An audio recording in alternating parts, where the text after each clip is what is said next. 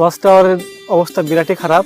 তো আমরা এখানে সেকেন্ড ফ্লোর পর্যন্ত উঠলাম, এরপর আমরা নেমে যাচ্ছি বহুত রিক্স আছে। তো আমাদের এবার নামছি ঢাকা উদ্দাউলি এইখানে আছে, আমাকে তুললে ডাক্তার বাড়ি নিয়ে চলে গেল, এটা আর ধরতে পারছি না।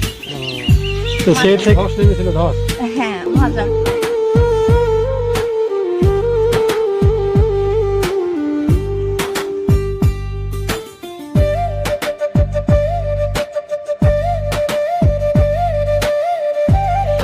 কোন গ্রাম আছে জানেন বাংলাদেশের? কোন গ্রাম?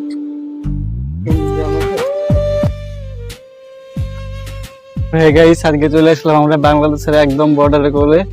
এটা হচ্ছে ভারতবর্ষের এবং বাংলাদেশের সীমান্তবর্তী এলাকা, শরণদাসপুর এলাকা। তো এই দিকে যদি আমরা যাই, তো দিকে একটা ওয়াচ টাওয়ার পাবো, বিএসএফ ওয়াচ টাওয়ার। তো আমরা এখন এদিকে যাব। তো আগে রাস্তাটা একটু ভালো করে তোমাদেরকে ম্যাপটা দেখাই, তাহলে বুঝতে পারবে। আমরা আসলাম ঠিক এই দিক দিয়ে, আর এইদিকে বাংলাদেশের ওয়াচ টাওয়ার। তো আমরা এই সাইডে ভিজিট করবো।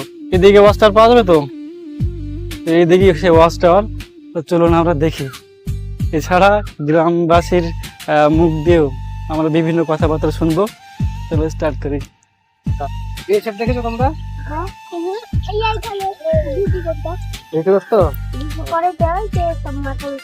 রাস্তাটা দিকে গেলে কি বাংলাদেশে যাওয়া যায়?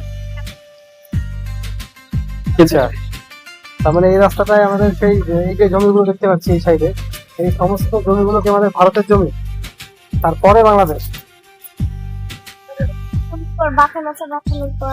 বাংলাদেশ। তো এই হচ্ছে বাংলাদেশের চরখানপুর।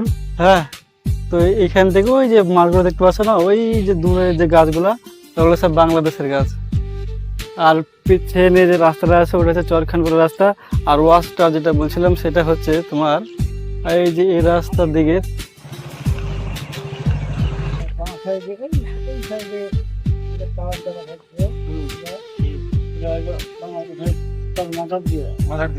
তারপর ইন্ডিয়া গেলে এখানে হালডাঙ্গা, ইন্ডিয়া শেষ গ্রাম। হ্যাঁ, হালডাঙ্গা, দুর্গাপুর, গোপালপুর, গোটারপাড়া,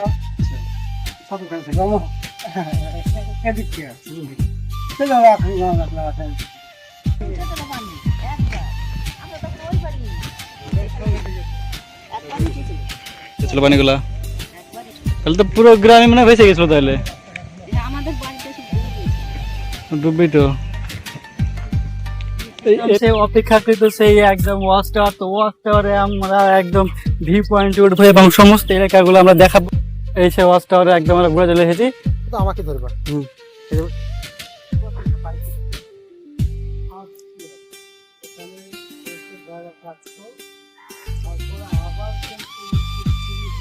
এই সেই জায়গা, চলো।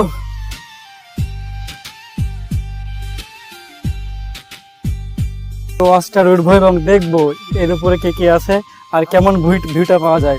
আর এখানে যা জঙ্গল, একদম বড় বড় সাপ এবং পোকামাকড় রয়েছে, পদে পদে বিপদ। তো আমরা সেভাবে চলবো, চলো। বন্ধুরা, আমরা চলে এসেছি একদম ভারতে। দেখে আমার বাঁ হাতের দিকে যে রাস্তা দেখতে পাচ্ছ, এটা হচ্ছে ভারতের গ্রাম। আর এই দিকে যে ওয়াচ টাওয়ারের এই সাইডে, এটা হচ্ছে এই যে নদীটা পার হয়ে গেলে পুরো বাংলাদেশ, পুরো বাংলাদেশের গ্রাম। তো এই হচ্ছে ওয়াচ টাওয়ার। আর উপরে উঠতে পারলাম না, কারণ উপরে অনেকটা মেনটেনেন্স করা নাই। হ্যাঁ, তো ওয়াচ টাওয়ারের অবস্থা বিরাটই খারাপ। তো আমরা এখানে সেকেন্ড ফ্লোর পর্যন্ত উঠলাম, এরপর আমরা নেমে যাচ্ছি, বহুত রিক্স আছে। তো আমরা এবার নামছি। ওইখানে রয়েছে চরখানপুর গ্রাম, এখন দেখা যাচ্ছে না। আমরা আরো উপরে উঠবো, তারপরে দেখবো যে দেখা যায় কিনা। এইরকম পাহাড় ছিল তখন। এই জায়গাটা পড়ে গেছিলেন, পড়ে গিয়ে আপনার মাটির তলে পড়ে গেছিল একদম। হ্যাঁ, আপনার এখানে সব পড়ে গেছিলেন, গ্রামের কয়েকটা মানুষ নিয়ে তখন উদ্ধার করে, সেজন্য বেঁচে আছে। তো সবই হচ্ছে ভগবানের কৃপা যে আপনি বেঁচে আছেন এতক্ষণ। না হলে আপনার বেশি কাঠ হয়ে যাবেন, দিয়ে পড়ে যাবেন। তো এটা হচ্ছে জালিটা রাখার একটা বিশেষ কারণ আছে। মানে ওটা যদি রেখে দেয় তাহলে কি হবে, ব্যালেন্স থাকবে না, ব্যালেন্স না পেয়ে আপনি পড়ে যাবেন। হ্যাঁ, তখন অসুবিধা হয়। হ্যাঁ, একটু লজ্জাতে লক্ষ্য করে লাঠি হলি এই যে মানুষজন থাকে তখন রেখা হাত যাই নাই নাই তখন খুঁকে কোদাল দিয়ে খুঁজছে দাউলি দিয়ে খুঁজছে তো বলছে যদি বেটা থাকে তো কিন্তু কপ লেগে যাবে হাত দিয়া বালি মাটি ছিল তো দিহা হাত দিয়ে খুঁড়া খুঁড়া বাই করে দিয়ে দিয়ে জল ঠুকছে তখন আমার জ্ঞান ফিরেছে তো আমি বলছি যে তোরা ছাল না আমি বাড়ি যাবো ঝাঁটা টাকা এখানেই আছে এই গাছটা 3 বছর হইলো পুতলো আচ্ছা। ঝাঁকা দাউলি এইখানে আছে আমাকে তুলে ডাক্তার বাড়ি নিয়ে চলে গেল এটা আর ধরতে পারছি না তো সেই থেকে ধস নেমেছিল ধস হ্যাঁ মাজা ভেঙে সেই থেকে আরো মাথা ভেঙে গেছে আপনার? পুরা এই যে মানুষটাকে এতে মাথা ভেঙে গেছে। ঠিক এই পাশে যেটা দেখতে পাচ্ছেন না, একদম গর্ত হয়ে রয়েছে। এখানে কিন্তু পদ্মার জল মাঝে মাঝে চলে আসে। এখন বর্ষাকাল হয় এই অবস্থা, এখান থেকে মাটি আটকা পড়েছিলেন, তারপর তাকে তোলা হয়, তারপরে তিনি এখন মাজা থেকে ওই অংশটা ওনার কিন্তু এখন শতটা বালি আর বালি রাস্তা। তো এই সাইড দিয়ে মোটরসাইকেল নিয়েছিলাম, একদম মোটরসাইকেল তো ঘুরছে না, একদম প্রচণ্ড কষ্ট করে নিয়ে গেলাম। তো আমাদের মাতিন ভাই ওই সাইডে চলে গেল, ওইদিকে যাওয়া যাক। এটা হচ্ছে এই চরের ধান, চরে উৎপন্ন ধান। এই ধানগুলো একদম এটা পুরো বছরের হবে, মানে খাবার হয়ে যাবে ধান থেকে। এখান থেকে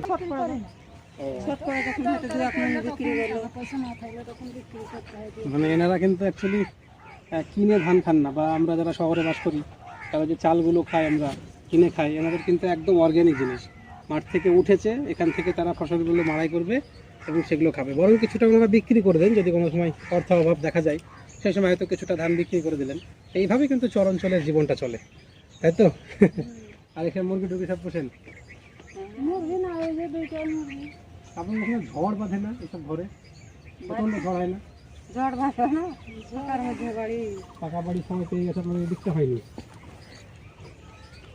এই যে দেখুন, আচ্ছা বুঝতে পেরেছি।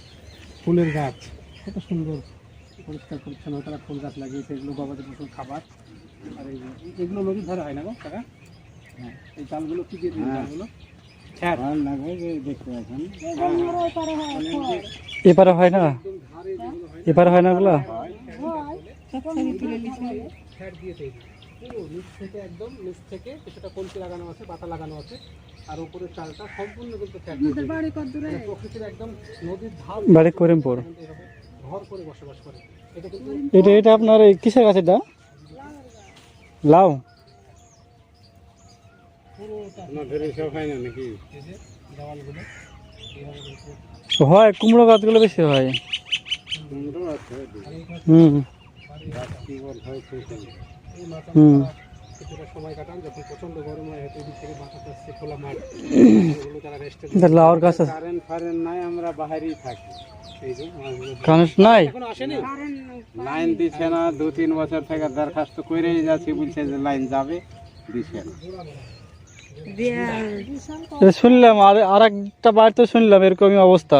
2-3 বছর থেকে দরখাস্ত করেই যাচ্ছি, বুঝতে পারছেন?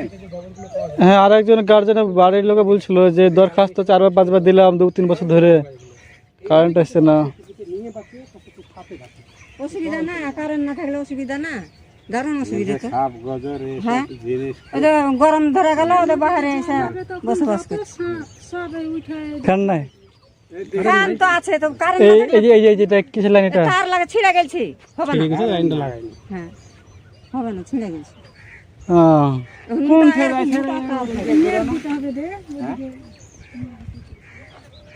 দড়ি কি করবেন? ওদের বাঁধে, ওইটা পুরো বাঁধবেন? হ্যাঁ মানে ফসলটা যাতে এখন ঝড়ে না উড়ে হ্যাঁ, বা হ্যাঁ। বৃষ্টিতে না ভিজে সেজন্য উপরে এরকম ত্রিপল দেওয়া হয়েছে। হ্যাঁ। আর এই যে দেখতে পাচ্ছেন দড়ি দিয়ে বাঁধছে, পুরো দড়ি দিয়ে টাইট করে বাঁধছে, যাতে ঝড়ে উড়ে না চলে যায়, এরকম সেরকম কাজ করছে।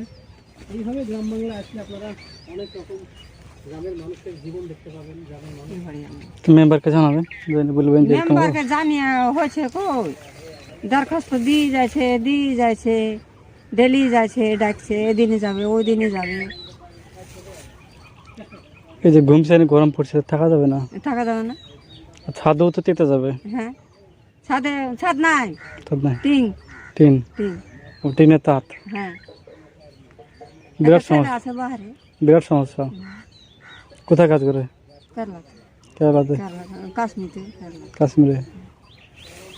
যে বাড়ি এখানে করবেন বলছেন না অন্য যা করবেন? কে? যদি ওই টাকা আমার পয়সা থাকে। বেটিরা হ্যাঁ, বাড়ি এখন উপরে জমি আছে, উপরে এখন জমি ওই পারে জমি আছে, ওই সাজি মন্দির থেকে জমি আছে তুমি আছে না? 5 কাঠা তাহলে বাড়ি করলে ভালো জায়গা করা ভালো, এইসব জায়গায় যদি না করি, কারণ এই তো কারেন্ট নাই, আবার পানিরও ভালো ব্যবস্থা নাই। যে টিউবওয়েল আছে তো নাকি? টিউবওয়েল আছে। টিউবওয়েলে পানি ভালো।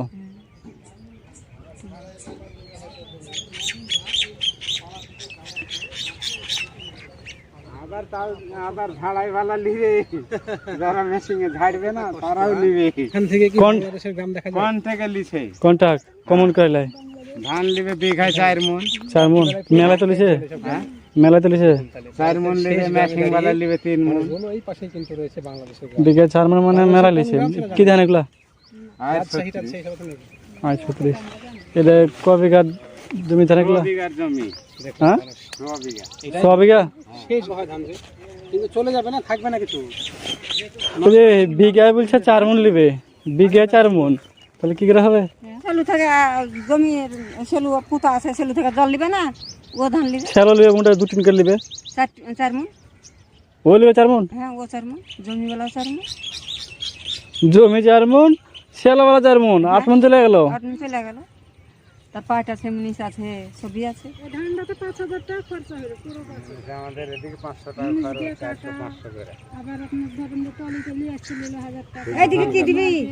এই জায়গায় বাড়ি থেকে ঘুরেছিলাম, তো এখানে ধান একটা নর্মাল বাড়িতে যে সমস্ত জিনিসপত্রগুলো হয় সেগুলো হয়, কিন্তু এদের বাড়িতে পশু পরিমাণটা খুবই কম। হ্যাঁ, এদিকে ধানের আবাদটা বেশি, কিন্তু ফসলটা খুব কমই হয়।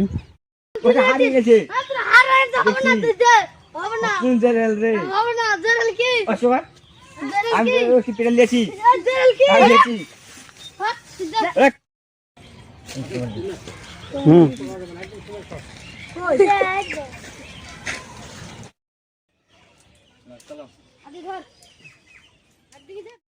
তো এই সাইডে আছে তোমার এই যে সবজি বাগান, সবজি চাষ করে সব মেয়েগুলো, আর বাগান আছে কলা বাগান। তো এই সাইডে রয়েছে, তো আমরা এই বাড়িতে ঘুরে দেখবো কে আছে কি না আছে, চলো দেখি গে।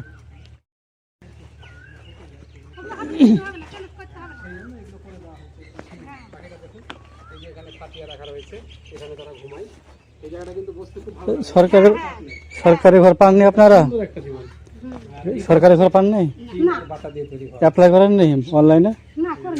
কোন স্কুলে পড়ো ভাই? কোন স্কুলে পড়ো না বলছি? হাই স্কুল না স্কুল? এখানে তো ওদের দুটোই ঘর আছে। এখানে একটা রুম রয়েছে, আর এখানে একটা রুম রয়েছে। রান্নাঘর করবো, দেখুন কত সুন্দর হয় রান্নাঘর করবো। টিনের বাড়ি। এখানে চল না ভিতরে দেখা আসো নাকি, ভিতরে দেখা আসো, মানুষগুলো কত আন্তরিক, এগুলো দেখার জন্য বলছি। দেখো ভিতরে দেখা আসো। রান্নাঘর নাকি? এই সরকারের ঘর মধ্যে তো ভালো হতো। এখানে ঠাকুর ঘর রয়েছে, পাশে দেখতে পাচ্ছেন। চল না ভিতরে দেখা আসো। আর এই দিকটা আমাদের রান্না বান্নার জায়গা, এখানে টিনের বাক্স আছে, এই যে এগুলো সাজানো রয়েছে, উপরেও টিন দেওয়া আছে। আর এই দিকটা দেখুন, এটা আরো একটা বেডরুম। মাছ আমি ঘুমান নাকি না? মাথার করলাম, চোখে ছিল তো আনতে ভেঙে গেছে, যে খাট নিবো, মাছ আনে তারা কিন্তু ঘুমিয়ে থাকে। যে খাট নিবো। মশারি টাঙানো রয়েছে, আবার রাত্রিবেলায় ঘুমিয়ে যাবে। এই তো মানুষের জীবন, রোজকার জীবনের কথা, হ্যাঁ, তাই না? তারপর খুব সুন্দর, এখানে শুতে খুব ভালো লাগে, আরাম হয়। হ্যাঁ, দারুণ বসা তো হয় তাই। হ্যাঁ, এই জিনিসটা actually কি বলুন তো, এগুলোকে এখানে ঘুমানো হলো বা বাইরে বের করে রাখলো, হ্যাঁ, সেই জায়গাটা গিয়ে বসা হলো। না ঠিক আছে। এই চর অঞ্চলের মানুষ, আগেও বলেছি যে ওনারা খুবই আন্তরিক হন। গ্রাম বাংলায় আপনারা আসলে বুঝতে পারবেন যে মানুষের প্রতি মানুষের ভালোবাসাটা গ্রামেই actually বোঝা যায়। আন্তরিকতা, একটা অপরিচিত মানুষের সঙ্গে ওনাদের বিহেভিয়ার গুলো কিন্তু অনেক সুন্দর হয়। তো এই তো মানুষের জীবন। তো চলুন আমরা যাবো, আবার বাকি গ্রামগুলো আপনাদেরকে ঘুরে দেখাবো। আসছি গো? হ্যাঁ, ঠিক আছে। কজন থাকেন আপনাদের বাড়িতে? খাবার নাকি না, জল খাচ্ছি না। কজন থাকেন বাড়িতে? দুই বেটা আমার ওই লোক, ও, ওই লোক তো পাগলা, ওই লোক তো কোনটা যায় কোনটা থাকে ঠিক নাই। আচ্ছা আচ্ছা। যে কি কি রান্না হবে আজকে? রান্নাতে ডালের বড়া করবো আর ইয়া করবো, ভাজা করবো। আলু ভাজা হবে। হ্যাঁ। আর ভাত রান্না হবে। হ্যাঁ, ঠিক আছে, আচ্ছা। আমরা চলে এসেছি এখন চর অঞ্চল ছেড়ে একটু ভিতরের দিকে। হ্যাঁ, এই ভিতরের দিকে আসার পর দেখতে পাচ্ছ এখানে করে পাট, এবং বিভিন্ন শাকসবজি এগুলো খুব ভালো হচ্ছে। তো চরের তুলনায় একদম যে নদীর ধারে 1 কিলোমিটারের পর এটা হচ্ছে প্রায় 5 কিলোমিটার নদীর চর থেকে। তো এই 5 কিলোমিটার এরিয়ার দিকে ভালো ভালো শাকসবজি হচ্ছে।